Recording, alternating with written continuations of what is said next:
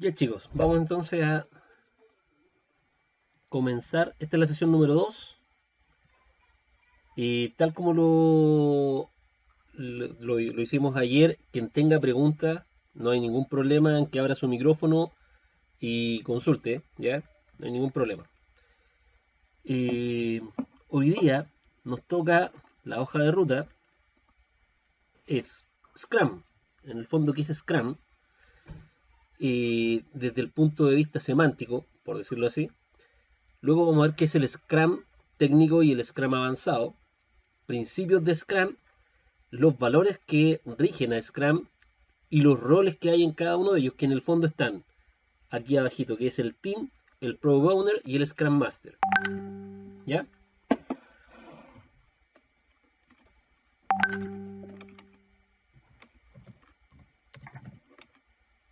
Listo. ¿Alguien de ustedes había jugado rugby antes o no? ¿En la Yo no, universidad o en el yo no, colegio? ¿No? yo no. Bueno, la palabra Scrum, para que lo sepan, que es la semántica, la palabra es una de las jugadas que tiene el rugby, ¿ya? Y es curioso porque los creadores del Scrum avanzado son japoneses, pero utilizaron este nombre para denominar al juego en equipo que hay dentro del desarrollo de software. Sin embargo, el origen de la palabra Scrum es una jugada de rugby. Y según la definición, la voy a leer, dice, Scrum es el término que define a la formación más reconocible del rugby, en la que ambos equipos, agazapados y atenazados entre sí, empujan para obtener el balón y sacarlo de la formación sin tocarlo con la mano. ¿Ya? Entonces, ¿qué es lo que ellos destacaron de esta jugada de rugby? Era la forma en que todos estaban compenetrados y unidos, todos agazapados, todos abrazados, tratando de empujar para poder llegar a un objetivo. ¿Ya? Entonces, finalmente, Scrum viene de un deporte que es el rugby y una posición específica dentro de ella. Eso es como para que entendamos de dónde viene y después vamos a entender mejor un poco cuando lleguemos a Jeff Sutherland y Mike Cohn y por qué ellos adoptaron este nombre. ¿Ya? Por lo tanto, vamos a ver qué es el Scrum. Y ustedes ven la presentación grande, ¿cierto? ¿O solamente la del...? Ahora la vemos grande. Ahora la ven grande, ya, espectacular. Entonces, ¿qué es el Scrum?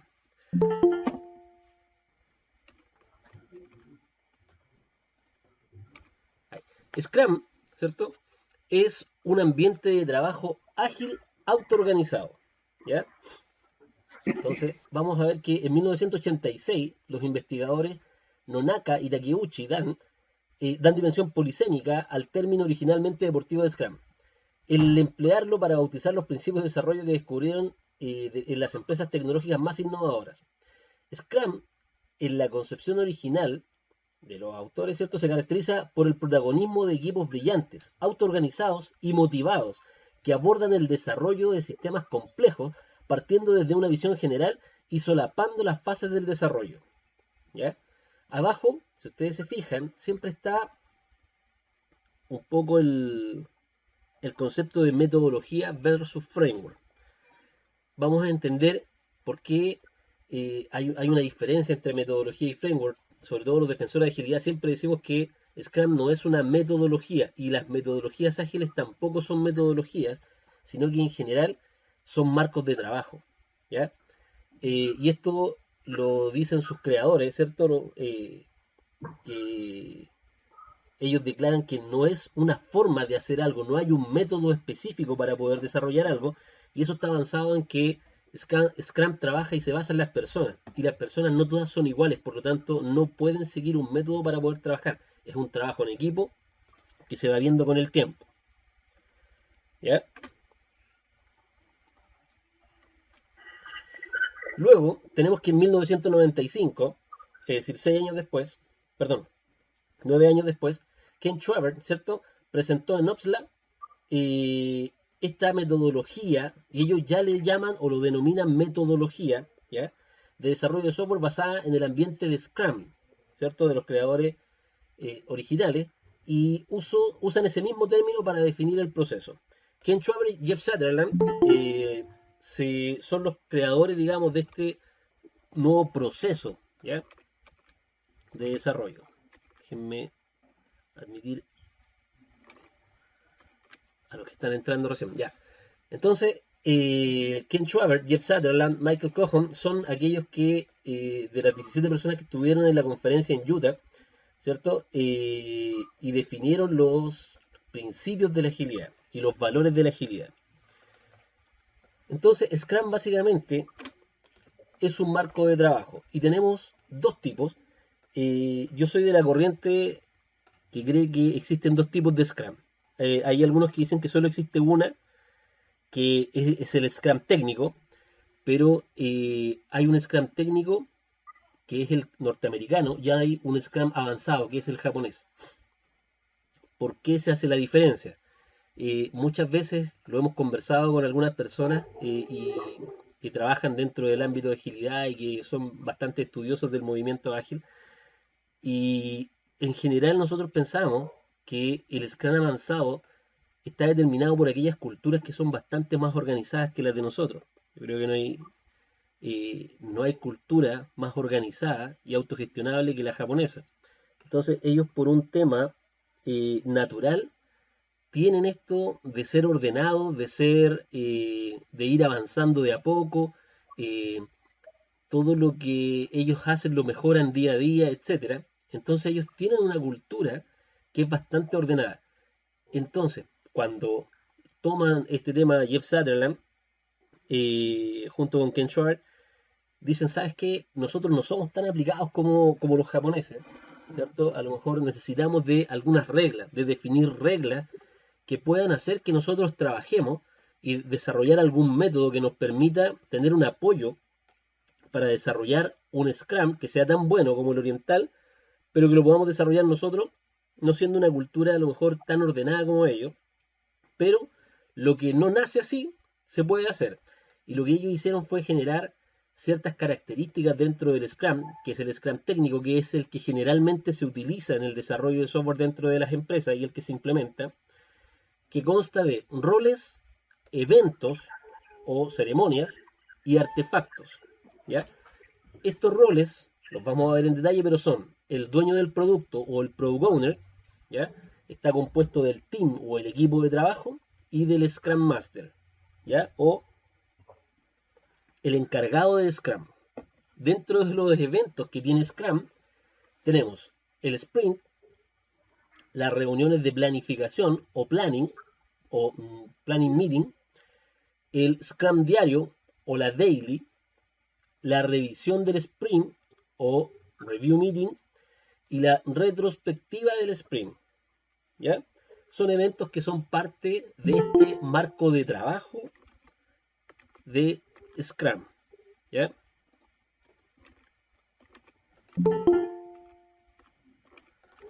Denme un segundo para aceptar a sus compañeros. Ahí está.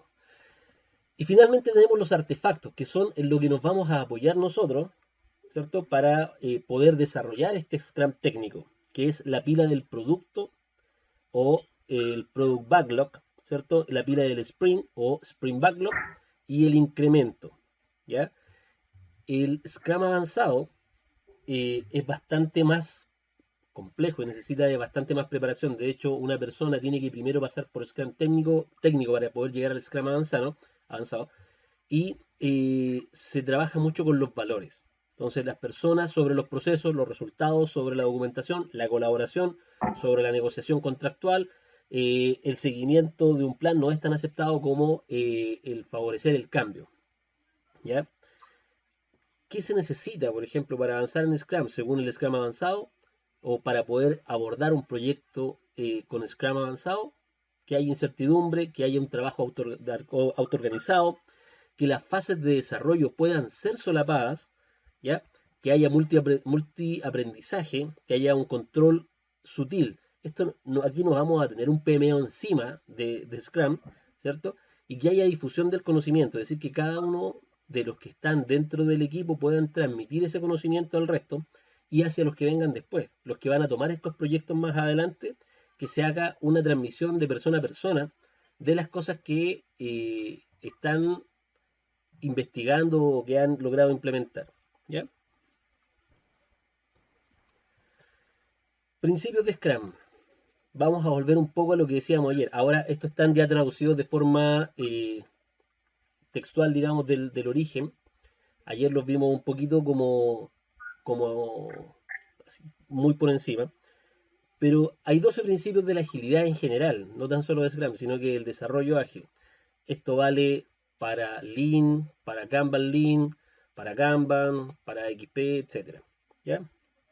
¿Y en qué se basan los principios de agilidad, que son 12? En que nuestra principal prioridad es satisfacer al cliente a través de una entrega temprana y continua de software de valor. No tan solo de software, sino que de software de valor. Significa que ese software aporte valor hacia el cliente. ¿Qué significa que le aporte valor? Que le da algo al cliente que antes no tenía. ¿Ya? Son bienvenidos, número 2, son bienvenidos los requisitos cambiantes. Incluso si llegan tarde al desarrollo, que era un poco alguna de las preguntas que me hicieron ayer. Los procesos ágiles se doblegan al cambio como ventaja competitiva para el cliente.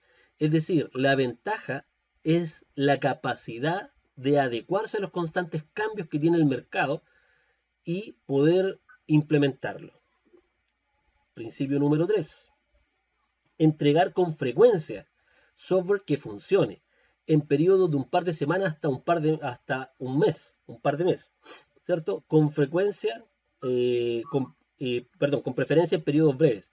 Por lo general, actualmente no se están implementando en par de meses, se están implementando en semanas y a lo más un mes. Esa es la directiva que hay hoy día.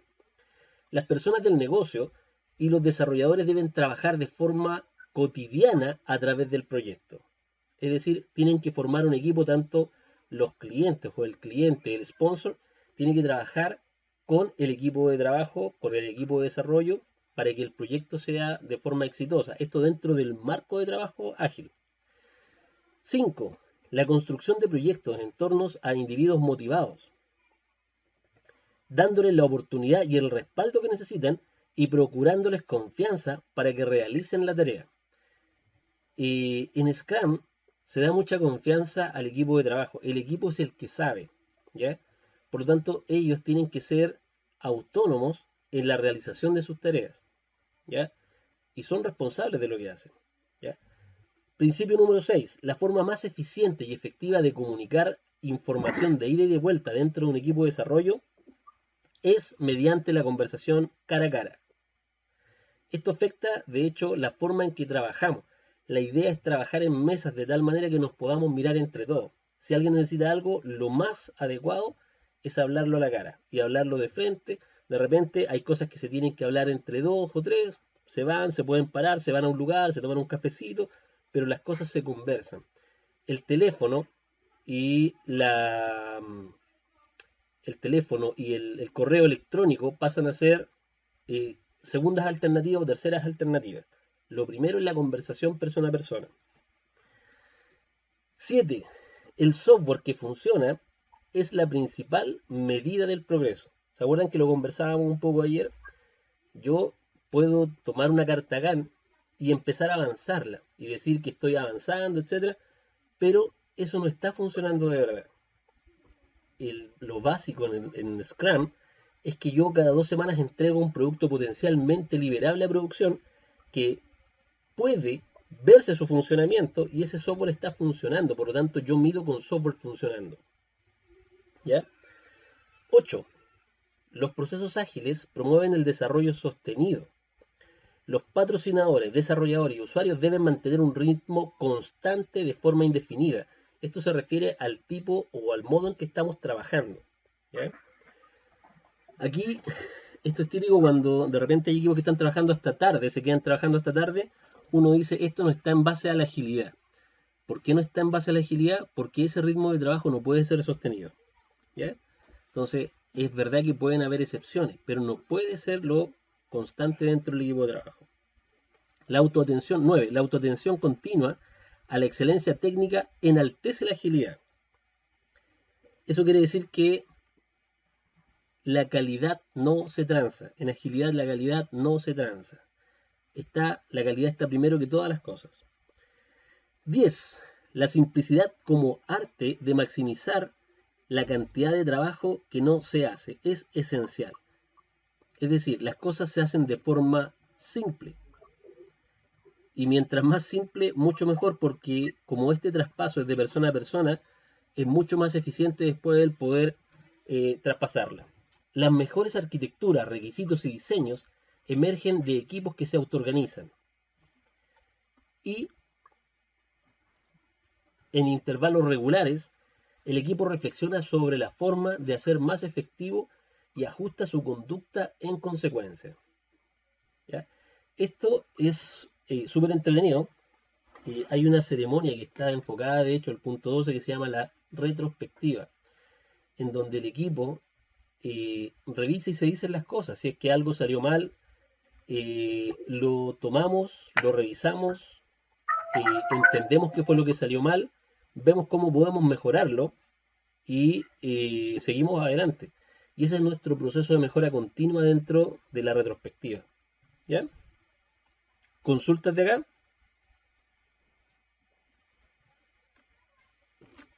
¿No? No. Ok. Pasamos a los valores de Scrum. En Scrum hay ciertos valores que son obligatorios para el equipo de trabajo. ¿Ya? Uno de ellos es el respeto. En Scrum se pueden decir todas las cosas, pero siempre en un marco de respeto. En las ceremonias como la retrospectiva, la planning, la daily, es necesario que hablemos con respeto hacia nuestros prójimos, porque recordemos que Scrum está basado en las personas y en el respeto que cada una de ellas debe tener hacia la otra. ¿Ya? Todo se puede decir, pero con respeto. Luego, otro de los valores importantes es el compromiso. Las células, que son equipos de trabajo, cuando ellos dicen que van a construir algo dentro de 1, 2, 3, 4 semanas, están adquiriendo un compromiso. Y uno lo que espera es que ese compromiso se cumpla. ¿Ya? Por lo tanto, el valor, que es el compromiso, debe estar muy presente en la célula, en el equipo de trabajo. ¿Ya? El coraje. Coraje, ¿por qué se habla de coraje? No se habla de coraje en cuanto a la ira, ¿cierto? Sino que se habla de coraje en cuanto a la temeridad.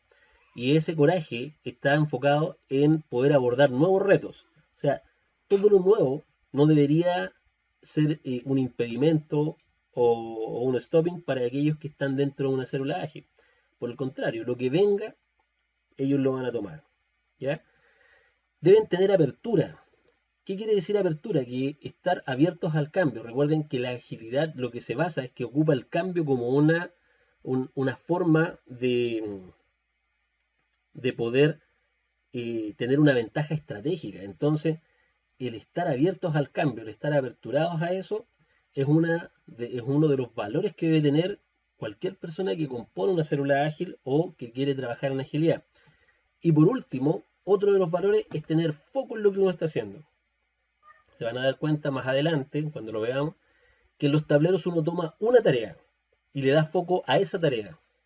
¿Ya? Los cambios de contextos, cuando uno está haciendo múltiples tareas, generan mayor pérdida de tiempo. Por lo tanto, cuando uno dice, voy a trabajar en estas tres cosas, para hacerlo más rápido voy a trabajar en paralelo, puede que eso le tome mucho más tiempo que haber trabajado en una cosa a la vez y luego haber tomado la otra cuando había terminado ya una. ¿Sí?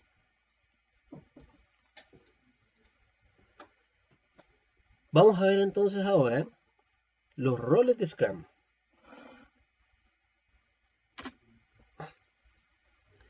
Todas las personas implicadas con el proyecto tienen, según sus roles, diferentes niveles de compromiso y responsabilidad. En función de esto, se suelen diferenciar entre roles comprometidos e implicados. Vamos a hacer una historia después de esta slice para que lo puedan entender un poco. ¿Ya? ¿Quiénes son los comprometidos? El propietario del producto. ¿Ya? es la persona responsable de lograr el mayor valor del producto para los clientes, usuarios y el resto de los implicados. 2. El equipo de desarrollo. El grupo o grupos de trabajo que desarrollan el producto. Ellos son los comprometidos. ¿Ya? Luego están los implicados. ¿Quiénes son los implicados? Son otras partes interesadas. La dirección, la gerencia, comercial, marketing, etc. Y el Scrum Master. Fíjense que el Scrum Master está declarado como implicado. ¿Ya? Y es persona responsable del funcionamiento de Scrum como marco de trabajo en la organización. ¿Cuál es la diferencia entre comprometidos e implicados? Bueno, cada vez que uno va a una charla de agilidad aparece esta historia, que es la historia del pollito, ¿cierto? Y el cerdo. ¿Ya?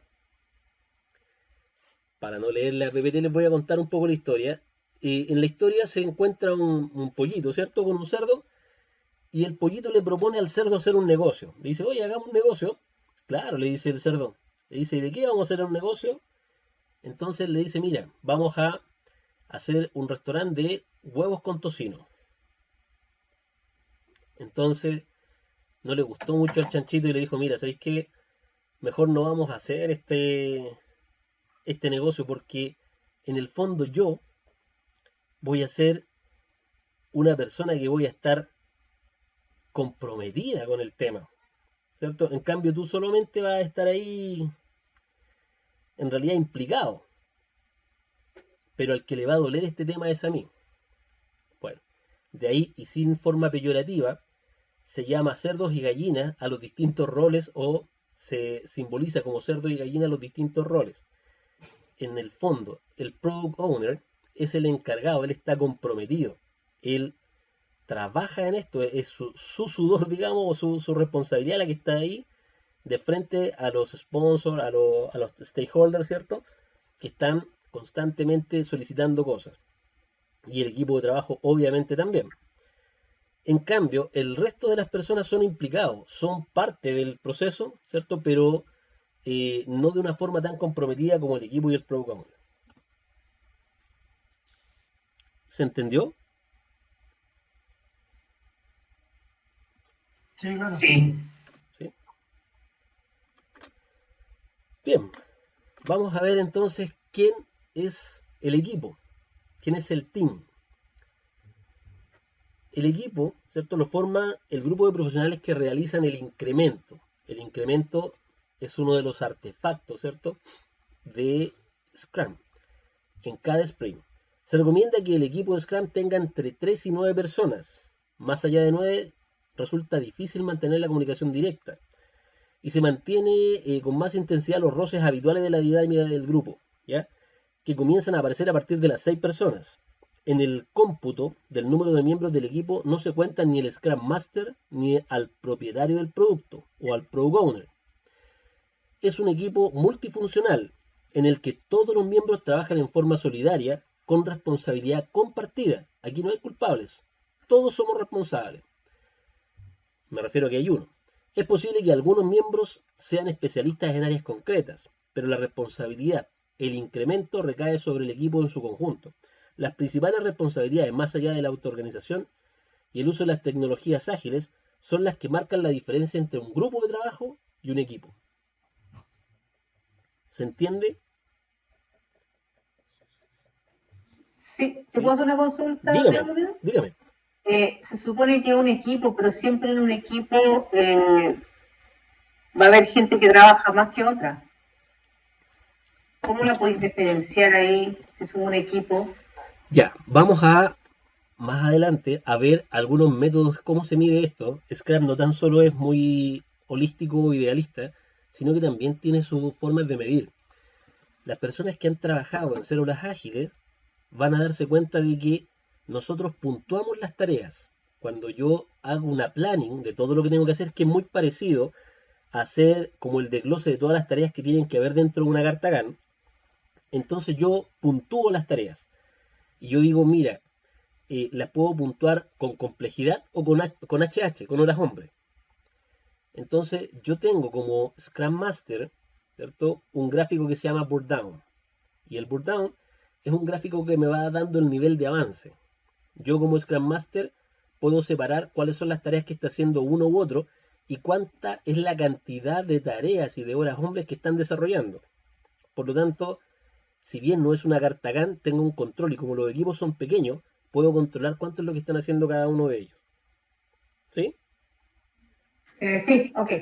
Esa es una forma. Otra forma, que es súper interesante, es que en general, por ejemplo, con el equipo nosotros calculamos las HH de un día en 6 horas. ¿Ya? Entonces, ¿qué ventaja tiene esto?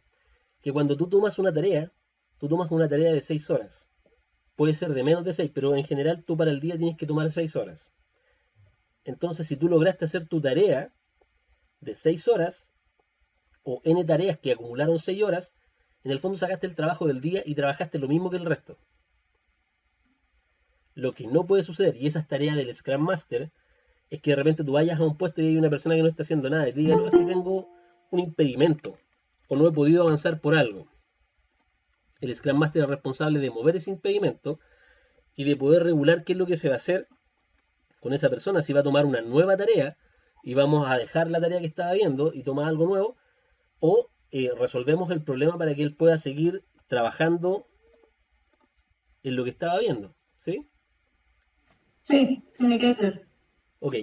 La diferencia, por ejemplo, que tenemos de esto respecto de una carta Gantt es que yo de repente en las cartas Gantt veía tareas de 4 o 5 días.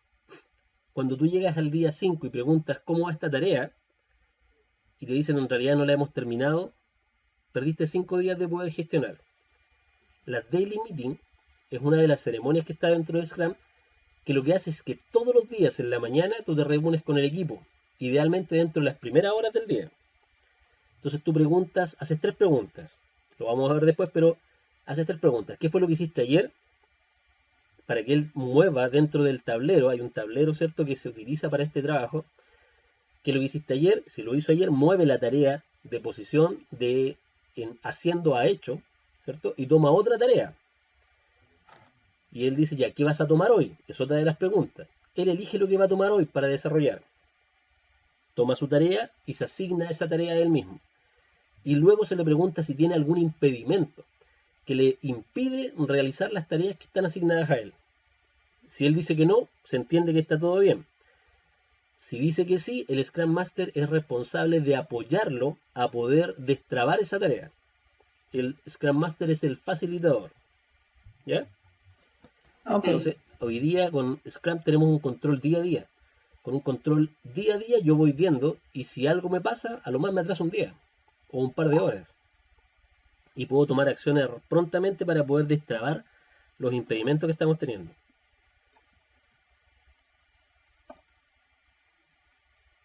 Listo. ¿Sí está bien, cierto? ¿Se entendió? ¿Están de acuerdo? ¿No? Si no están de acuerdo, está bien. Sí, yo claro. Ya.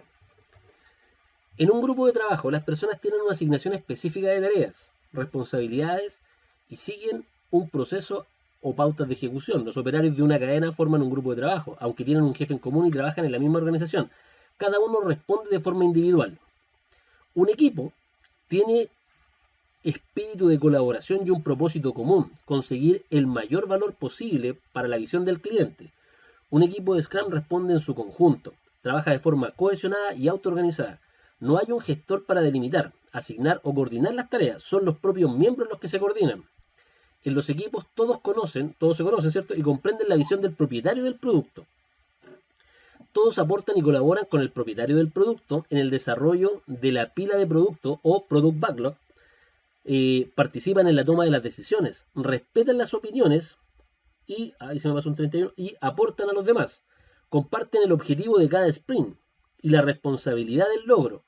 Por último, todos están familiarizados con Scrum, que es este juego en donde todos están compenetrados y afiatados. ¿Sí? ¿Se entiende? El Product Owner. ¿Quién es el Product Owner? El propietario del producto Product Owner es quien toma las decisiones del cliente. Su responsabilidad es el valor del producto. Cuando nosotros hablamos de Product Owner, nos estamos refiriendo al dueño del producto, ¿ya? A quien sabe de lo que estamos hablando. Por ejemplo, el responsable de cash management, el responsable de mesa de dinero, el responsable de canje, el responsable de emisión de estados de cuenta, etcétera. Él es el product owner. Él sabe dónde su producto toma más valor y cuáles son las funcionalidades que él necesita, ¿ya? El product owner, ¿cierto? Antiguamente en Waterfall era mi cliente. Hoy día es parte del equipo de trabajo. O sea, no se puede sacar la responsabilidad. Antiguamente uno solicitaba un desarrollo y el cliente esperaba que le entregaran lo que él pedía. Aquí no, él es parte de ese equipo que construye sus propias soluciones, ¿ya?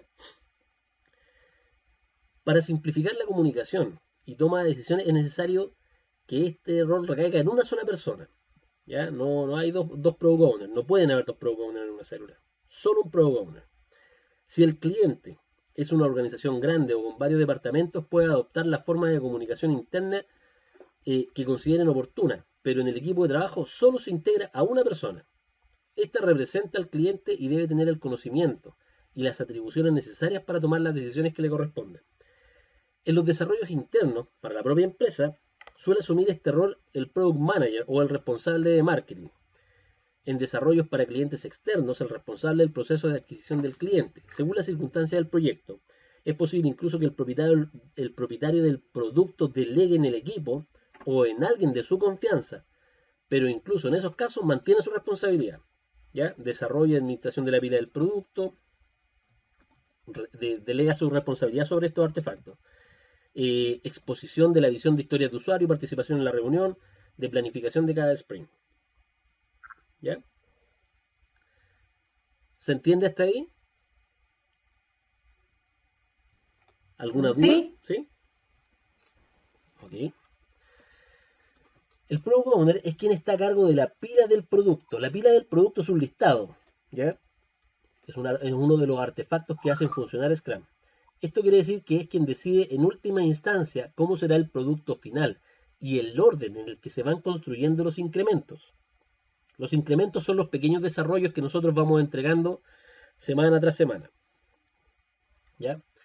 Que se pone y que se quita de la solución, así como cuál es la prioridad de las historias de usuario. Nosotros ya no vamos a hablar, por ejemplo, de el requerimiento LRF 001 como lo hacíamos a lo mejor en un modelo antiguo.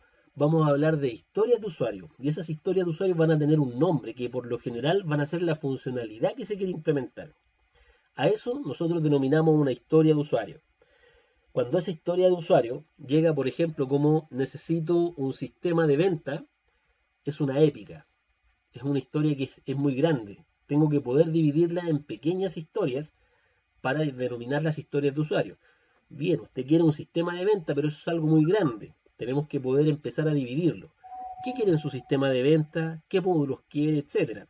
Y dependiendo de los módulos que yo pueda dividir, la idea es dividir en módulos que puedan construirse dentro de un sprint, entre 2 y 4 semanas.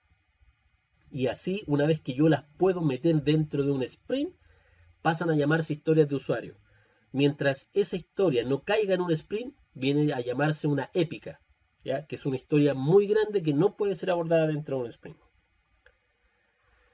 Luego, el Product Owner conoce el plan del producto, sus posibilidades, el plan de inversión, el retorno esperado, el ROI, ¿cierto? De inversión, como representante del cliente. Ellos reconocen el BAN y el TIR, deberían, en estricto rigor, conocer cuál es el valor futuro, ¿cierto? De cada una de las cosas que yo estoy implementando, cuánto es el retorno que me genera.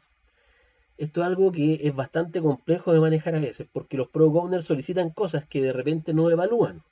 Ellos deben poder evaluar el retorno que significa una tarea. La célula tiene un costo mensual, fijo, ¿cierto? Pero el retorno debe maximizarse. ¿Por qué? Porque por lo menos ese retorno debe ser mayor al costo que genera una célula. ¿Se entiende? ¿Sí? Bueno, tiene conocimiento experto sobre el entorno de negocio del cliente. Sabe cuáles son sus necesidades y el objetivo que persiguen con el proyecto. Esto es fundamental para poder compartir esta visión al equipo y priorizar los requisitos. debe estar al corriente y realizar análisis constante del entorno de negocio. Esto es porque el entorno de negocio puede cambiar drásticamente. Hoy día los mercados están sumamente cambiantes. Por lo tanto, él es el dueño de ese conocimiento y el que posteriormente tiene que transmitirlo al equipo, ¿cierto? Cuando hace las priorizaciones de las entregas. Denme un segundo.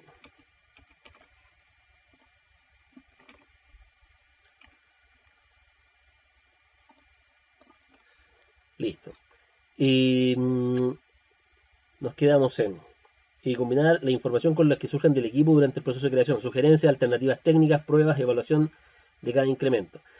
Ya, ¿qué significa lo anterior? Significa que muchas veces el Product Owner solicita algo, ¿ya? Y lo conversa con el equipo. No es que el Product Owner diga, como se hacía antiguamente, quiero que hagan esto y lo tienen que hacer, como sea, es su problema. No. El Product Owner presenta las historias de usuario al equipo y el equipo puede hacer observaciones técnicas. Por ejemplo, vamos a desarrollar un Cyber Monday o un Black Friday y lo necesito que se desarrolle en el e-commerce que tenemos hoy. Entonces el equipo podría perfectamente decir, ¿sabes qué? Hoy día el software que tenemos es un software con una infraestructura on-premise que no les da para poder soportar más de 100 usuarios concurrentes. Y en el último Black Friday que tuvimos, subimos, no sé, a 300 usuarios concurrentes. Eso quiere decir que nos botó la plataforma. ¿Qué es lo que tenemos que hacer entonces?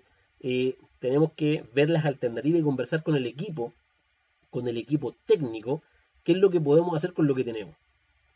¿Ya? Como el Product Owner es parte del equipo, no puede hacerse hoy día el sordo de todo este tipo de cosas que antes a uno le pasaban la pelota nomás. Y uno tenía que ver cómo la arreglaba y finalmente no la arreglaba. El problema se daba igual. Lo vemos hoy día. Cada Black Friday ustedes se meten y tenemos una cuestión, para mí, que es sumamente ordinaria, que son colas virtuales. Y eso es porque no dimensionamos el software. No dimensionamos, habiendo soluciones hoy día en cloud, tremendas soluciones en cloud que nos permiten generar Elastic IP y generar una infraestructura horizontal que nos permite recibir una cantidad y crecer de forma dinámica, una cantidad de transacciones simultáneas impresionante. Pero cuando estas cosas no se visualizan antes, entonces se generan infraestructuras subdimensionadas para nuestras necesidades. Y por otro lado, no podemos pretender comprar, por ejemplo, infraestructura para un Cyber Monday si solo lo vamos a hacer 1 o 2 veces al año, porque es sobredimensionar la infraestructura para nuestro uso. Tenemos que poder utilizar lo que el equipo dice que es lo más óptimo para una determinada historia de usuario. ¿Sí? Y ahí se genera un juego entre el Product Owner y el equipo. El Product Owner quiere sacar lo que él quiere hacer, ¿cierto? Y el equipo le da las restricciones de lo que puede o no puede hacer con lo que tenemos. Y en base a eso tienen que poder llegar a un acuerdo de qué es lo mínimo que se puede sacar para que el mercado quede contento y el equipo pueda realizarlo. Y por último, tenemos al Scrum Master. El Scrum Master, en estricto rigor, no debería ejecutar ninguna acción dentro del equipo, en la semántica del Scrum Master, ¿ya? Es el responsable del cumplimiento de las reglas del marco de Scrum. Se asegura de que estas son entendidas por la organización y de que se trabaja conforme a ellas. Asesora y da la formación necesaria al Product Owner o al propietario del producto y al team o al equipo. Configura y diseña la mejora continua, ¿cierto?, de las prácticas ágiles de la organización. El fin es que el equipo y el cliente sean capaces de organizarse y trabajar con autonomía. También es responsable de moderar las reuniones de Scrum diarias o de la daily, o como se llama por ejemplo en Kanban de repente stand-up meeting. Gestionar las dificultades de dinámica de grupo que puedan surgir dentro del equipo y solucionar los impedimentos detectados durante el Scrum diario o daily para que el sprint siga avanzando. ¿Sí? Preguntas, chicos. Parece que avanzamos súper rápido hoy. Yo tengo una pregunta. ¿Cómo llegan las historias usuarios al team? En el fondo, ¿cómo se formaliza el requerimiento y la forma en que se debe hacer cómo llegan a escena, digamos. Ya, primero, lo que hablábamos acá es que hay tres roles principales, ¿cierto? Está el Product Owner, está el Teams, está el Scrum Master. El que está a cargo de generar las historias de usuario es el Product Owner, ¿ya? El Product Owner es el que sale hacia el mercado, el que sale hacia los clientes y hace las consultas de rigor. Es el Product Owner el que tiene que tener un listado. Imagínense una tabla en Excel donde yo tengo priorizado desde el más importante en la parte de arriba hasta el menos importante en la parte de abajo, todas las cosas que me piden mis clientes que tengo que hacer. O todas las cosas que yo veo que el producto debe mejorar. ¿Ya? Y son acciones, por ejemplo, no sé, cambiar el color del botón pagar. Puede que esa sea una historia, de hecho es una historia de usuario, pero puede que esa historia de usuario yo la tenga bien abajo porque no es de tanta prioridad. Pero, por ejemplo, sí tengo una historia de usuario que dice solucionar problemática en cambio de fecha a las 00. Chuta, ese es un problema que es más o menos serio. O sea, si estoy pagando y me están dando cerca a las 12, se genera un problema contable. Tengo que arreglarlo eso y eso yo lo puedo poner más arriba. Si veo, por ejemplo, que antiguamente yo tenía que hacer que el usuario fuera a la sucursal y poner su huella digital para cualquier acción, y hoy con el problema que tenemos de pandemia, etcétera, no podemos permitir que el usuario vaya a la sucursal. Entonces tengo una historia de usuario que dice, oye, inhibir la huella digital para que el usuario pueda cambiar su clave, pueda acceder a la cuenta corriente, pueda solicitar un aumento de cupo, etcétera. Entonces son historias que él va priorizando dentro de lo que tiene para poder, para que su producto, entre comillas su producto, pueda mejorar. Y él tiene que ver cuál de ellas le aporta mayor valor, mayor ganancia a la compañía, sea por imagen, sea por costo, sea por utilidad. ¿Ya? Esa es la labor del Product Owner. Por lo tanto, ¿cómo llegan las historias al team? Llegan a través del Product Owner. En algún momento, cuando se desarrolla una de las ceremonias que se llama Planning, llega el Product Owner y llega con esa carpetita, ¿ya? O llega con ese Excel y dice, miren chicos, y lo presenta. Estas son todas las historias de usuario que yo tengo para poder desarrollar. Y a mí me gustaría que tomáramos la 1, la 2, la 3, la 4 y la 5 en este sprint. El equipo las mira, las analiza un rato, ven las tareas que están haciendo y al final de la planning, que puede durar unas 4 o 6 horas, puede durar todo un día. De hecho, es eventual que uno deje un día completo para la planning. ¿Ya? Entonces el equipo analiza todo y al final le dicen, mira, ¿sabes qué? Dada la complejidad de las tareas que tiene y todo, vamos a poder tomar la 1, la 2 y la 3. La 4 y la 5 no la vamos a poder tomar. Ahí el Product Owner debe decidir si la 4 y la 5 son importantes para tomarla, más que la 1, la 2 y la 3. Supongamos que la 4 era más importante que la 3. El Product Owner podría decir, chicos, y si les cambio la 3 por la 4, ¿me alcanzan los tiempos? Y van conversándolo. Al final de la planning, tienen que salir con una planificación del sprint, ¿ya? Básicamente, esa es la forma en que se debería trabajar. Y así deberían llegar las historias de usuario al equipo. Luego el equipo toma esas historias de usuario que están en el Product Backlog o en la pila de producto y cuando ellos se comprometen pasa a la pila del sprint, que es el tiempo en el que las vamos a trabajar. ¿Se entiende? ¿Estoy hablando muy en chino? ¿No? ¿Se entiende? Sí. Súper.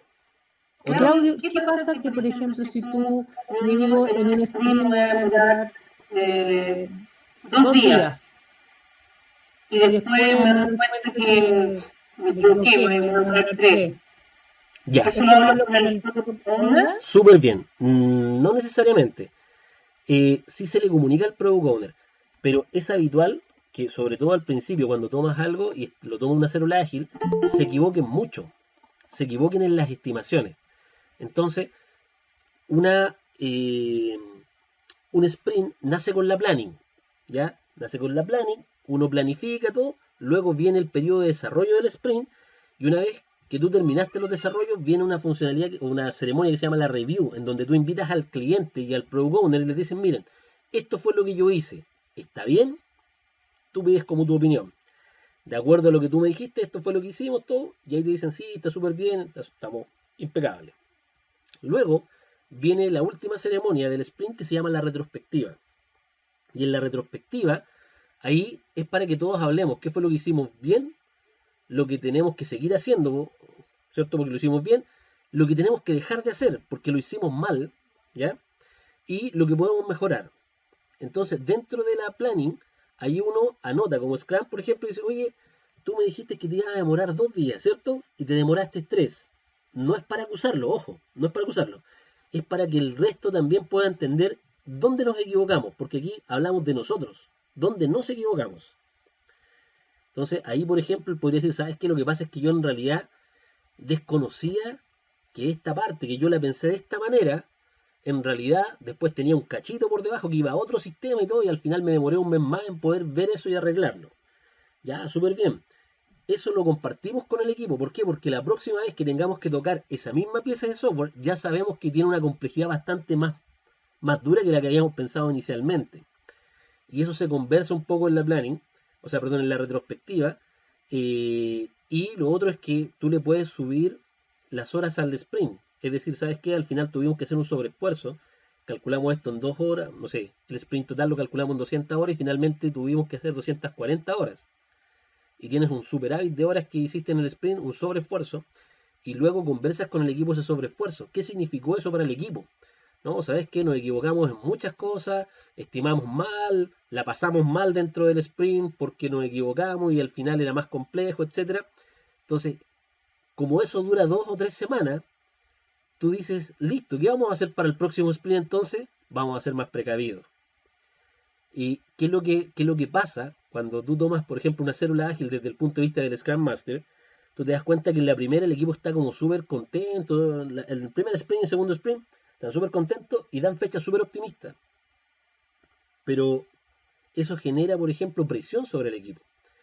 Entonces tú te das dando cuenta que después del 3, 4 se ponen pesimistas y dan fechas pesimistas o horas pesimistas y de repente les sobra tiempo.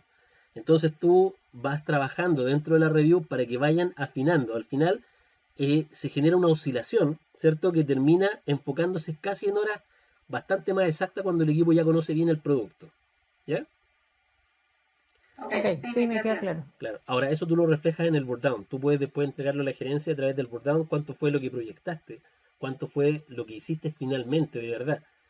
¿Ya? La idea es que la línea presupuestada, ¿cierto?, de horas a trabajar de forma diaria, se parezca mucho a la hora real o a la línea, a la curva que genera la hora real dentro del gráfico del board down. Porque si está por debajo de la recta planificada, quiere decir que está atrasando. Si está por encima, está avanzando mucho. De hecho, cuando está avanzando mucho y te vas a dar cuenta que va a terminar 4 o 5 días antes de lo planificado, podrías conversar con el Product Owner y meter una nueva historia que se demore o que calce con ese tiempo para poder desarrollarla y entregarla dentro del sprint. ¿Ya? Ah, ya, pero tú puedes meter más tareas dentro del sprint. Dijéramos, perdón, tareas no. Historias de usuario. Claro, historias de usuario dentro de un sprint. Claro, no le llamamos tareas porque la historia de usuario tiene muchas tareas. ¿Ya? Ya. Es terminología que se va a ir aprendiendo en el camino, pero en general tú puedes meter una historia de usuario si es que te sobró tiempo. Una historia de usuario que sea chiquitita, que tú sepas que en los 2 o 3 días que te quedaron de sobra, las puedes meter. Después conversas con el equipo y ves por qué sobreevaluaron las tareas, ¿cierto? Y ahí se va generando el ajuste, que en el fondo siempre lo mismo, siempre se va a oscilar hasta poder encontrar un equilibrio, ¿ya? Por eso digo, al principio el usuario, el equipo está como súper, te da la fecha optimista, y cuando se dan cuenta que aparecen piedras en el camino, etcétera, y se van demorando más de lo habitual, y el compromiso tenemos que sacarlo, se dan cuenta que el sprint es duro. Entonces después, en la otra no quieren que sea tan duro como fue el anterior y te dan fechas más holgadas y te sobra el tiempo, pero así el equipo empieza a generar su ajuste. Pero este ajuste puede ser en un par de meses, hasta encontrar un ritmo sostenible, un ritmo en el que no nos sobre tanto tiempo ni nos falte tanto tiempo. Pero los primeros sprints de seguro se van a equivocar. Y eso es parte de la agilidad. Ya, ok. ¿Consultas? Sí, yo tengo una pregunta. Diga, Carlos. Claudio, yo te quería preguntar, mira, en proyectos que son considerados digamos, más allá de grandes, son proyectos realmente de un tamaño enorme, en el cual, digamos, la persona por el lado nuestro no podría tener todo el conocimiento del negocio, y por el otro lado también existen N de usuarios, cada uno que tiene su pedacito de conocimiento del negocio dentro de un proyecto grande. ¿Cómo resolveríamos el tema de tener un único product owner? Ya, depende. Si lo que tú estás diciendo, por ejemplo, es que un proyecto es tan grande y tiene muchas líneas de dirección, en realidad hay estructuras ágiles que soportan estos múltiples productos y múltiples líneas de división. Uno, por ejemplo, de los métodos de escalamiento es SAFe. Con SAFe tú puedes tener Scrum de Scrum, es decir, que puedes tener muchas células. Si tú, ¿cómo yo abordaría un proyecto, por ejemplo, como el que tú estás diciendo, que hay muchas directrices o muchos expertos dentro de un proyecto que es gigante? Yo dividiría el proyecto en células ágiles, es decir, oye, ¿cuál es el encargado de esta línea? Esta línea. Bueno, este equipo va a atender a esta línea de producto con un solo product owner. ¿Por qué? Porque eventualmente no es viable que, como tú dices, si vas a dejar a uno solo, claro, va a servir como representante, vamos a cumplir con la normativa de Scrum, pero no es lo ideal es que cada uno se haga cargo de una parte pequeña del proyecto. Recordemos que en Scrum lo ideal es generar pedacitos pequeños que van sumando día a día, ¿ya? Entonces, si tenemos un gran proyecto, a lo mejor Scrum no es la forma de resolverlo. O sea, te lo digo así, a lo mejor Scrum no es la forma, pero sí, porque a lo mejor no hay un presupuesto o algo. Si tienes presupuesto, lo que yo haría sería generar líneas, ¿cierto?, de equipos ágiles para que resuelvan cada una de las líneas con un product owner que sea especialista en su tema. Y así, entre 5 o 6 células, por ejemplo, podrían desarrollar rápidamente un proyecto en un par de meses que vía Waterfall podría demorar un año y medio. Pero hay que tener lucas para poder generar toda esa cantidad de células. Va a depender un poco de si el desarrollar el proyecto mucho tiempo antes, con más gente, aporta valor al negocio, o al negocio le da exactamente lo mismo que nos demoremos 6 meses o un año y medio. No sé si se entendió un poco la respuesta. Sí, sí te entendí.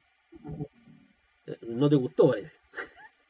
No me pareció muy- pero sí es una buena sugerencia. Lo que pasa es que nosotros ya participamos en un proyecto de estas dimensiones y aplicamos la metodología tradicional, la de Waterfall, y tampoco fue bien.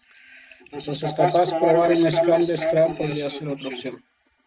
Claro, o sea, si uno trabaja con Safe y trabaja con trenes, por ejemplo, trabaja con un modelo de tribus como el que trabajó Spotify, es posible generar múltiples células para abordar cada uno de las partes del proyecto y luego hacer Scrum de Scrum, ¿cierto? Con penetrar a todas las células que trabajaron en el proyecto y hacer la unificación de esas funcionalidades.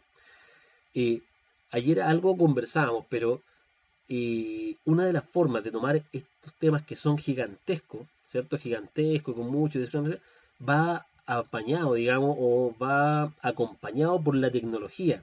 Hoy día tenemos que poder llegar al desarrollo de nuevas tecnologías. Por ejemplo, compartir código. Necesitamos un control de código fuente como Bitbucket, que nos permita a todos poder llegar hacia el código fuente, generar ramas del código, etcétera. Trabajar con un source tree, por ejemplo, desde nuestras máquinas para poder subir los códigos, ver los problemas, por ejemplo, que podemos tener de choque de piezas, etcétera. Herramientas que nos permitan deployar de forma automática, trabajar con microservicios. Ya no podemos trabajar con tremendos servicios que entregan tremendas cosas. Necesitamos poder trabajar con Docker, necesitamos tener DevOps dentro de nuestro equipo. Entonces, fíjate que si nosotros tuviésemos este tipo de cosas dentro de la célula, no habría proyectos gigantes que no pudiéramos desarrollar. Entonces, si tenemos un buen sistema de gestión de código fuente, si tenemos buenas herramientas, por ejemplo, para código blanco, no hay problema, Fernando. Si tuviéramos un sistema, por ejemplo, como Sonar, como Coperity, que nos revisa el código y nos da las buenas prácticas, etcétera, yo creo que no habría problema en abordar un sistema independiente de la complejidad que tenga, porque vas abordando partecita a partecita y cada una de esas partes al final va sumando un todo. El tema es, si tenemos el presupuesto, si tenemos la infraestructura para poder soportar un equipo de células ágiles que trabajen bajo un formato SAFe y conseguir el experto en SAFe, un coach que los vaya dirigiendo, etcétera, para que puedan ir avanzando en el desarrollo de ese gigante producto. ¿Ya? Yo creo que esa sería una de las soluciones.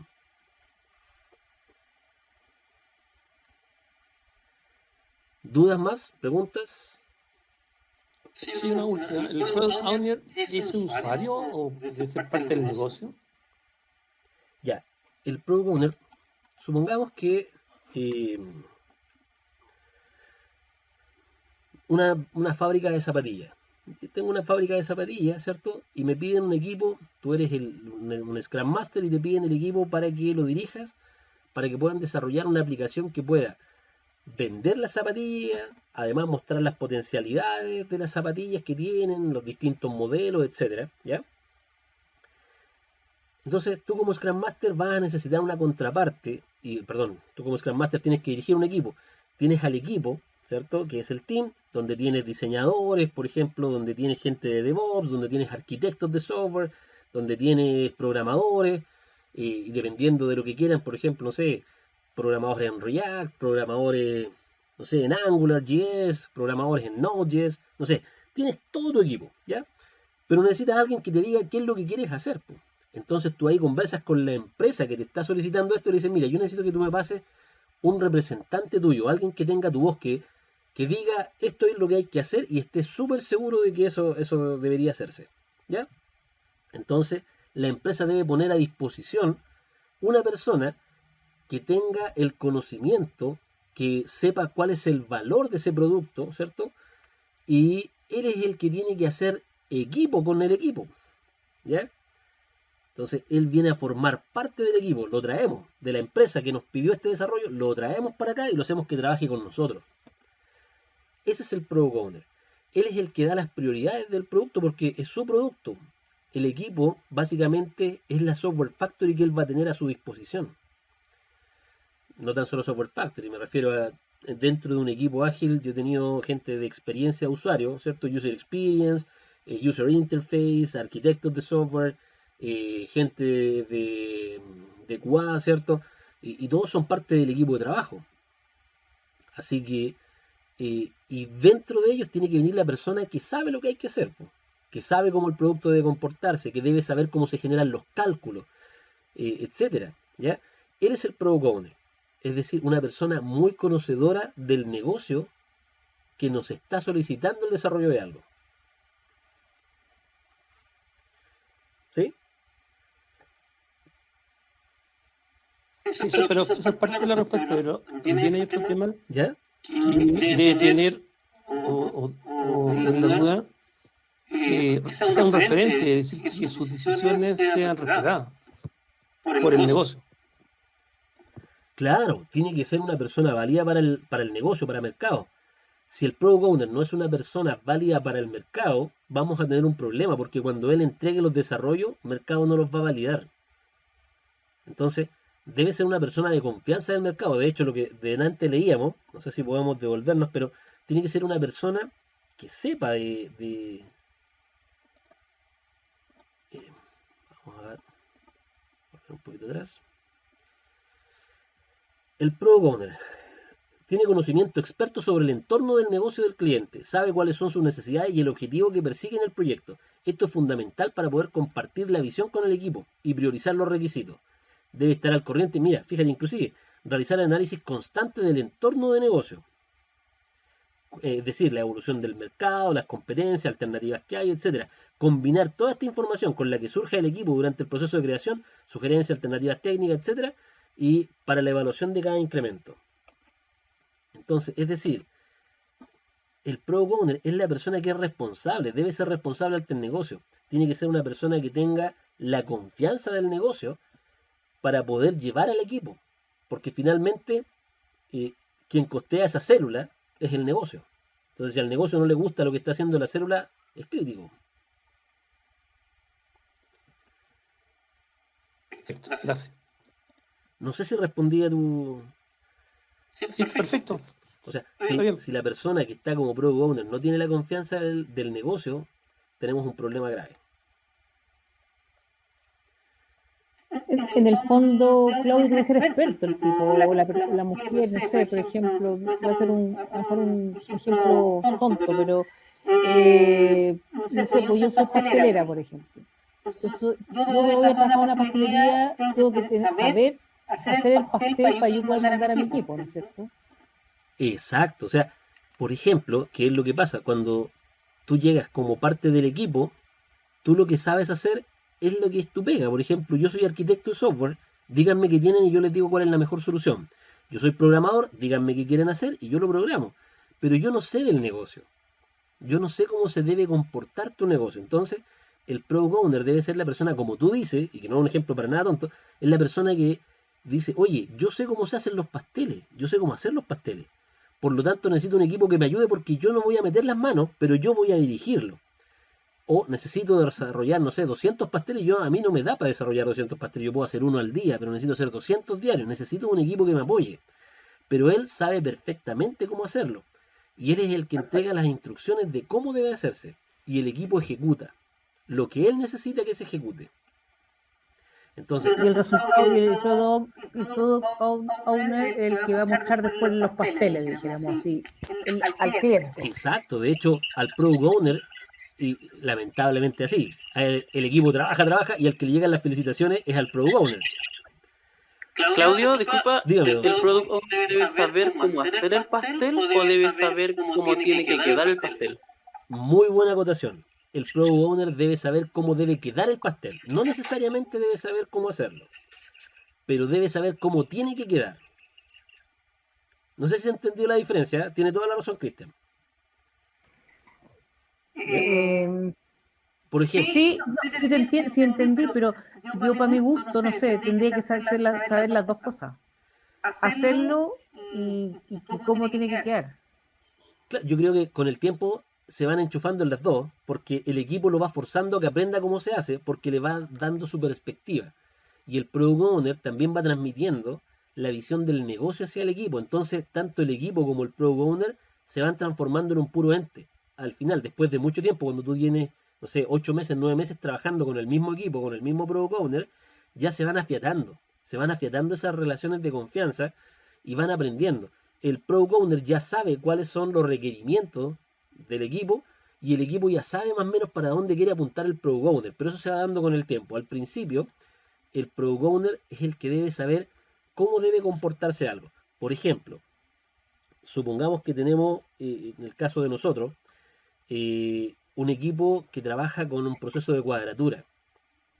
Nosotros podemos programar, desarrollar las arquitecturas, hacer que esta cuestión se vaya a la nube, que trabajemos con Big Data, lo que sea. Pero finalmente nosotros le entregamos un resultado a la gente de operaciones, de cuadratura, y ellos son los que nos dicen, ¿sabes que esto está malo? ¿Por qué está malo? Preguntamos nosotros. No, está malo porque a esto, por ejemplo, no sé, decirte cualquier cosa, le falta el IVA. No me incluiste el IVA en la cuadratura. Ah, entonces, ¿debo incluirte el IVA? Sí, pues el IVA debe estar incluido. Y el Product Owner debería revisarlo y decir, chicos, se equivocaron, acá falta el IVA. Yo le agrego el IVA y ahora está bueno, chiquillo. Nosotros hicimos nuestro trabajo, entregamos, pero el Product Owner supervisa eso. Y dice, efectivamente, esto es lo que yo quería. Y eso luego lo entrega al mercado para que salga a producción a la luz. ¿Ya? Pero el Product Owner es el responsable de entender cómo funciona. Él debe ser un experto en el tema. Un experto en el tema que están solicitando nuestros desarrollos.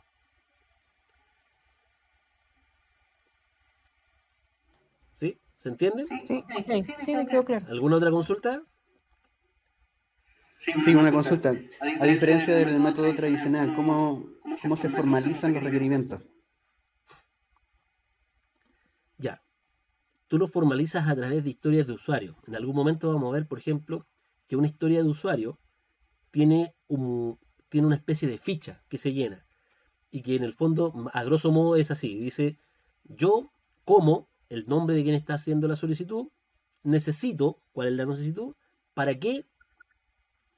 ¿Y cuál es el beneficio asociado a eso? Si un Product Owner es incapaz de llenar esto, quiere decir que lo que está solicitando no aporta valor. Te voy a dar un ejemplo. Voy a recurrir al tema de los pasteles, ¿cierto? Yo, como jefe de los pasteleros, necesito que cambiemos, no sé, a trigo, no sé, o ocupemos, para los diabéticos, ¿cómo se llama esta harina? Harina de almendra. Harina de almendra, ¿cierto? Para, no sé, llegar a un nuevo mercado de 200 personas que van a consumir nuestros productos si nosotros cambiamos a harina de almendra por temas de, no sé, por temas de diabetes, no sé, alergia, etcétera, y vamos a lograr, no sé, un aumento de 2 millones de pesos en nuestras ventas mensuales. Entonces, eso quiere decir, oye, chuta, ¿sabes qué? El Product Owner, ¿cierto?, nos está solicitando que podamos ahora desarrollar los mismos pasteles que hacíamos antes, pero ahora con harina de avena, y vamos a conseguir una utilidad de 2 millones más de lo que vendíamos antes. Entonces, está súper bien. Eso es una historia de usuario bien planteada. Y la historia de usuario, cuando el equipo las analiza, ahí determina si esa historia en realidad está muy como en el aire, es una épica, es como el título de una canción que viene para abajo, algo muy grande, y la puede devolver. Es decir, no, ¿sabéis qué? Esta historia de usuario te la devuelvo. No es una historia de usuario, es una épica. Necesito que me la cortes. Que toda este título de la canción le pongas subtítulos para nosotros poder analizar subtítulos y no los títulos. ¿Ya? No sé si respondí a tu pregunta, Ricardo. Sí. ¿Ya? Estamos claros. Claro, y en el fondo, dentro nosotros tenemos 3 cosas que podrían ingresar a la célula. Tenemos épicas, ¿cierto? Que son historias demasiado grandes que no pueden ser abordadas dentro de un sprint. Las tengo que sacar y transformar en historias de usuario. Tengo que hacer lo que se llama un slicing un correcto slicing de historia. Es decir, cortar bien la historia para que realmente sea una historia y no sea una épica. Si es una épica, la tengo que seguir cortando, trozando, hasta que yo pueda digerirla a través de la célula. ¿Ya? Puedo recibir historias de usuario, que son funcionalidades o requerimientos que yo puedo hacer dentro de la célula, que puede ser una o n. Yo, no sé, una historia de usuario puede tomarme 2 horas o puede tomarme 40 horas en desarrollarla. ¿Ya? Y es una historia, es algo que resuelve un tema puntual y que añade valor al software o añade valor a la compañía o añade valor al mercado. ¿Ya? Y puedo recibir incidencias, es decir, yo mandé algo a producción y ese algo a producción, a pesar de que pasó por el Product Owner, por todo, pasó por el equipo, por QA, fue y en producción se detectó un problema. En agilidad se ocupa mucho el término el que rompe paga, es decir, la célula que lo hizo lo arregla. El que rompe paga. Yo lo mandé a producción, se me devuelve como célula, yo debería tomarlo, meterlo dentro de mi backlog, pero como una incidencia, es decir, eso tiene prioridad 0, ¿cierto? Lo resuelvo, lo vuelvo a producción, lo arreglo y pasa. Son las 3 cosas que podrían llegar a la célula. Disculpa, no sé si se conversó o no, pero ¿la historia debe cumplir algún requisito para poder tomarla? En general, el Product Owner debería entregarle al team, al equipo, historias primero que aporten valor. Y lo otro, yo creo que sepa dónde va Cristian, el equipo puede desarrollar 2 listados, podría llamarse como 2 hojas de ruta. ¿Ya? Uno se llama el Definition of Ready, ¿ya? Y el Definition of Done. Son 2 acuerdos que puede generar el equipo. El Definition of Ready, el equipo es un acuerdo que el equipo le pasa al Product Owner. ¿Ya? ¿Qué significa el Definition of Ready? Que es la definición de cuando algo está listo para poder ser tomado. El equipo, por ejemplo, puede decir, y esto sale, el Definition of Ready es dinámico, no es algo que está estático, es dinámico. Se va trabajando a través de las retrospectivas. El Definition, supongamos que ustedes le dicen, ¿sabes qué? Necesito que hagas el enganche con un web service, ¿cierto? Y esto lo presentes en un front. ¿Todos me entienden lo que estoy diciendo, cierto? Sí. ¿Ya? Tengo un web service, ¿cierto? Aquí está la definición del web service. Necesito que te enganches a este web service, que hagas la consulta al web service y luego muestres la información que entrega el web service en un front. y ese front tiene que estar en Java. Impecable, no hay ningún problema. Uno que mi equipo pregunta, oye, ¿ese web service ya está en producción? No. Ah. El equipo puede decir, ¿sabes qué? Si eso no está en producción, yo no lo voy a tomar. Y ahí viene el Product Owner y va a preguntar seguramente, ¿y por qué no lo pueden tomar? Entonces ahí uno dice, ¿sabes qué? Cada vez que hemos tratado de hacer esto, al final hacemos el desarrollo y nunca se implementa porque el web service nunca está listo cuando nos dicen que va a estar listo, etcétera, etcétera, etcétera. Entonces, al final hacemos pega que después se pierde, después cambian el web service y al final perdemos 40, 50 horas en un trabajo que nunca se utiliza. Entonces, con esas cosas que nos van pasando, porque estas son inherentes a cada compañía y a cómo trabaja con cada compañía, uno desarrolla el Definition of Review, o sea, cuando el equipo puede tomar algo. Y eso es un acuerdo que trabajan con el Product Owner, en donde yo le digo, mira, para que tú me pases algo, primero debe estar en producción, ¿ya? Y yo, cosa que esto dependa solo de mí. Eso es otro tema, por ejemplo, cada historia que me pases a mí como equipo debe depender solo de mí, no de otro equipo. Lo podemos plasmar en el Definition of Done, o sea, en el Definition of Ready. Y el Definition of Done es otro acuerdo, pero que está desde el Product Owner hacia mí. Es decir, tú me vas a decir que una historia está lista cuando tú la construiste, la certificaste y está en ambiente de QA. Ahí tú me vas a decir que la historia está lista, no antes. ¿Ya? Son dos acuerdos. El Definition of Ready es cuando la célula es el acuerdo que la célula genera para poder tomar una historia y ahí puede poner la célula sus reglas. ¿Sabes qué? Esto tiene que estar acá, tiene que estar acá. Por ejemplo, es decir, para que tú me pases este requerimiento y yo tenga que acceder a cierto sitio, yo tengo que tener las reglas de firewall habilitadas para poder acceder a ese sitio. Porque si la tomo y no tengo las reglas de firewall, puedo perder una semana pidiendo reglas de firewall para poder llegar a ese sitio y no tiene sentido. Voy a perder una semana de tiempo que podría trabajarlo perfectamente en otra cosa. ¿Se entiende un poco el Definition of Ready? Sí. Ya. Y el Definition of Done es cuando yo tengo algo ya listo. No hay una semántica ahí que es listo, listo, listo. Listo es cuando terminé el desarrollo y listo, listo quiere decir que ya lo tengo listo para pasar a producción. Ya está certificado, está listo para pasar a producción. O alguno podría decir que está en producción.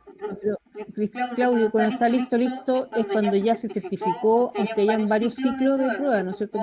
O sea, claro, listo, listo es cuando ya está aprobado por todos. Cuando yo Ya, digo por que algo el está, usuario, por todo. claro, cuando yo digo está listo, listo, quiere decir que yo lo estoy, o prácticamente lo tengo en producción. O estoy esperando Ya. el OK de un CAP para pasarlo a producción, porque ya está, lo aprobó el usuario, pasó por los testing de QA, pasó, no sé, por pruebas de carga, pasó por todas las pruebas que teníamos que pasar, pasó por todo el proceso y yo lo tengo listo. Es decir, estoy aprobado, hasta el usuario me mandó su OK, por lo tanto estoy listo, listo. Y ahí cerra y ahí se cierra. Claro, de repente ustedes van a escuchar, ¿estáis listo, listo, listo? Listo significa que terminó el desarrollo, pero no está listo para pasar a producción. Todavía le falta todo el proceso de QA, todavía faltan todas las autorizaciones para poder pasar eso a producción, y cuando está listo, listo, ya prácticamente está en producción. Claudio, ¿y las incidencias que están en producción vuelven al mismo ciclo o se arreglan y se devuelven al tiro? Ya, las incidencias tienen prioridad cero. De hecho, si uno lee, por ejemplo, libros de agilidad, los libros por lo general dicen que uno debería trabajar al 75-80% de su capacidad. Si yo tengo un equipo y tengo 200 horas, yo debería en realidad dejar 160 horas programadas y dejarme 40 reservadas, por si acaso, en caso de que vuelvan incidencias. Entonces yo debería, las incidencias deben volver de inmediato y yo las tengo que absorber de inmediato. Las incidencias no esperan, tienen prioridad cero. Me vuelve una incidencia, yo debo dejar algo que estoy haciendo, debo tomar la incidencia, resolver la incidencia, pasar la producción y vuelvo a lo que estaba haciendo. ¿Ya? Ya, pero pasa directo a la producción, no pasa por QA ni por... No. Me refiero a que tú como equipo la tomas al tiro, pero me imagino va a depender va a depender un poco de la compañía y de la estructura que tenga, ¿ya? Ya, Si tú tienes, por ejemplo, y depende un poco del problema que sea. Si el problema es un problema de hoja de estilo, la verdad es que puedes pasar por QA, hacer todo. Si el problema es un problema de cálculo, de intereses, de tasa de intercambio, de alguna cosa, es grave, es grave. Entonces, yo creo que nada debería pasar sin QA. porque recordemos que el principal objetivo de cualquier proceso ágil es que la calidad no se transa. Si algo pasó mal, quiere decir que pasó por todas las validaciones de calidad y después se fue. Cuando tú hagas la retrospectiva, cuando te vuelve una incidencia y tú hagas la retrospectiva, debes tomar qué te pasó. ¿Ya? Debes conversar con el equipo y decir, chico, ¿qué nos pasó? Ah, puede ser algo tan simple como, ¿sabes qué? A mí me entregaron mal la definición de la ecuación. Yo implementé la ecuación como me la pasaron. No hay nada que hacer. O sea, si te pasaron mal la ecuación, lo que hay que hacer ahora, de ahora en adelante, es decirle al que te pasa, al Product Owner, que debería ser que te pase esa ecuación, decirle, ¿sabes qué, Product Owner? De ahora en adelante fíjate más porque nos haces cometer un error, nos saca de nuestra planificación, etcétera. Y trata de tomar esos resguardos. Ningún problema, aquí no ha pasado nada. Si el problema fue que nos pasaron, por ejemplo, bien la ecuación y el equipo se equivocó, el tema es decir, ya, de ahora en adelante, ¿qué hacemos? Cada vez que nos toquen ecuaciones de este tipo o de este parámetro, por ejemplo, vamos a trabajar, no sé, en el proceso de cálculo de interés compuesto, no lo va a trabajar uno, lo van a trabajar de a dos. Van a hacer pair programming y van a trabajar dos haciendo el cálculo. Y los dos lo van a hacer de manera distinta y lo van a calcular de forma distinta. Para evitar que nos vuelva a pasar. Con eso se va armando tu mejora continua, el plan de retrospectiva. Cuando haces la retrospectiva vas armando y vas adoptando compromisos de, oye, ¿qué es lo que vamos a hacer para que esto no nos vuelva a suceder? Y tomas esa decisión y la vas trabajando junto al equipo. ¿Ya? Ahora no sé si te ha pasado esto como más de vida. ¿Qué pasaría si, por ejemplo, hay un tema que se pasó y fue grave para un banco, por ejemplo? Claro.